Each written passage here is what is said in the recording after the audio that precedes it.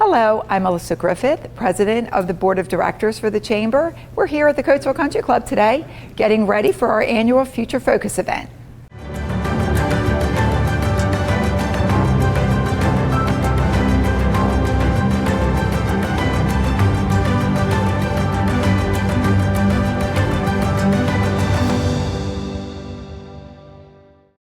Our annual Future Focus event was held at the Coatesville Country Club.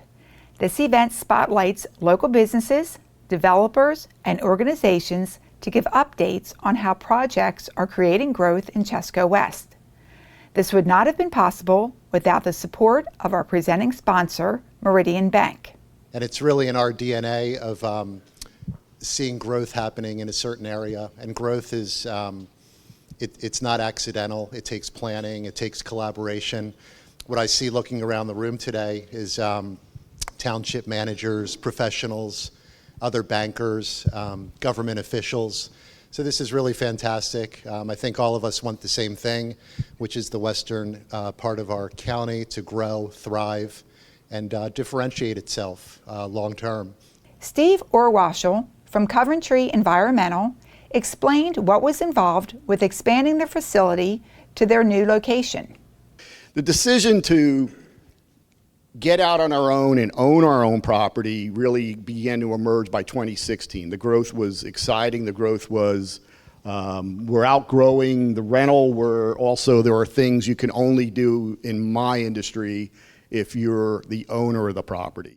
Steve has always been a proponent of growth through his involvement as chair of the Regional Planning Committee. I'd like to see our community grow. I've been a stout believer that Coatesville is a place to raise a family, which I've done for the last 30 plus years. Justin O'Lear, president of Regal Builders, told us about the project Legacy at Brandywine. They are actively working to secure a medical facility on the multi-use site. Some potential interest in the hospital building that's there today. If that pans out, we could see a revitalized hospital user in that building.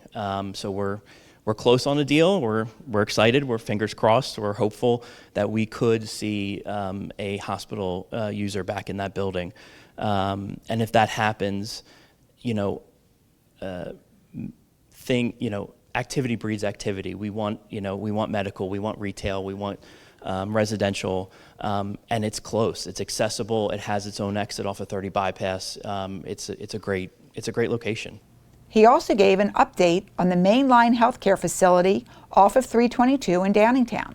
As probably many of you heard, our partner Mainline Health is approved to build a 150,000 square foot building along 322 and Lloyd Avenue. So they, hopefully very shortly, you will see a shovel in the ground to start that complex. They have very adamant goals of being open next fall in 2027. Sean Dukevich, superintendent at Octorara School District, gave us an update on the new strategic plan for their district. We're on our way to improvement. So a lot of great things are in motion, even before I got there, before Mike got there.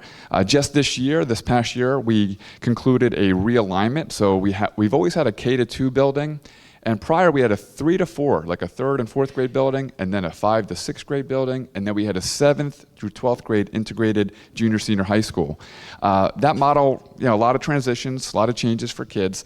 So we consolidated that, kept the K-2 building. We went to a 3-5 intermediate building, and then moved 6 to 8. Although the two buildings are together, it's no longer tethered to the high school, where staff and students are moving between the two. And that offered us less transitions for kids, an integrated middle school model, not a junior senior high school model. And we're already seeing great dividends coming out of that structural change. We heard from Mark Patika, Director of Career and Technical Education at Octorara. They are the only school in Chester County to offer such a comprehensive program. We are a high school of distinction. We are the only school in Chester County. We're considered a comprehensive high school. We have 12 career and technical education programs in our high school.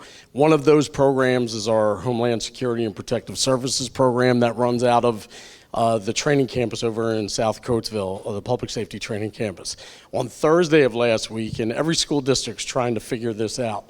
You know, at Octorara, we would like our students to have a plan A and a plan B. And really, in partnering or in talking to many other school districts, they're trying to do the same thing. We are always excited to hear updates and have our members make new and meaningful connections.